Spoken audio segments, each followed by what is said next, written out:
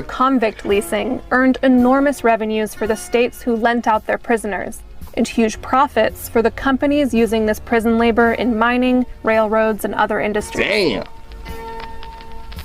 The new laws effectively re-enslaved those who had just gained their freedom and required new police to take over the former duties of the slave patrols. When you have black people serving in political offices for the first time, when you have black landowners in abundance, when you have black professionals, there are Reconstruction era judges, the stakes are even higher for this everyday performance of black subservience to white domination. It is the police who will ultimately serve that function of reminding black people in many cases their lower status in society.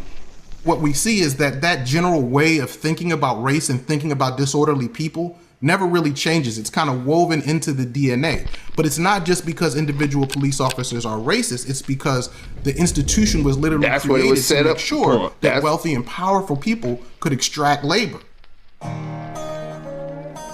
But then it just so happens, like he was saying, it wasn't that every police officer was racist, but the system that I set up was a racist system. But then the racists started exploiting that system and then joining it. So, I mean, it all ties in together. It's all linked.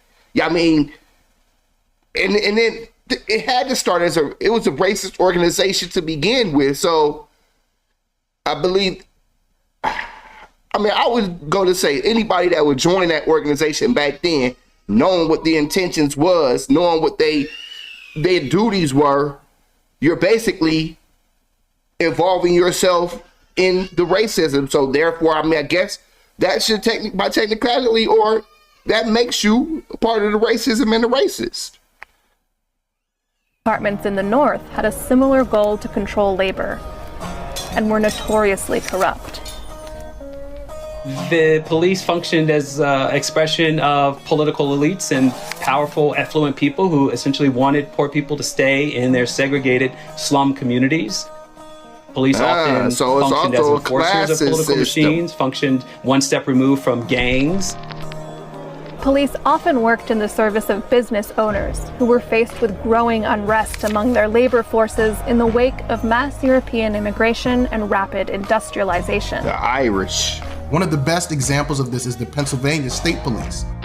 The institutions that precede the Pennsylvania State Police are actually private police forces which are owned by people who are running coal mines. And their job is explicitly to control the workers who are trying to unionize for rights.